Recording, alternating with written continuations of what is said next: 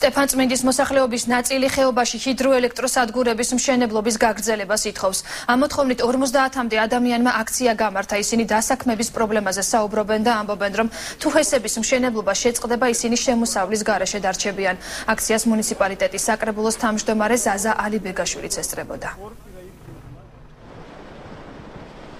მოსახლეობა დასაქმდება და იქნება ელემენტარული შემოსავლის წყარო იქნება.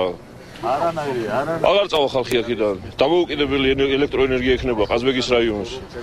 საბიუჯეტში შემოვა თანხა. ძალიან იდეალური ისა პროექტია და ძალიან კარგადაა გათვლილი ყველაფერი.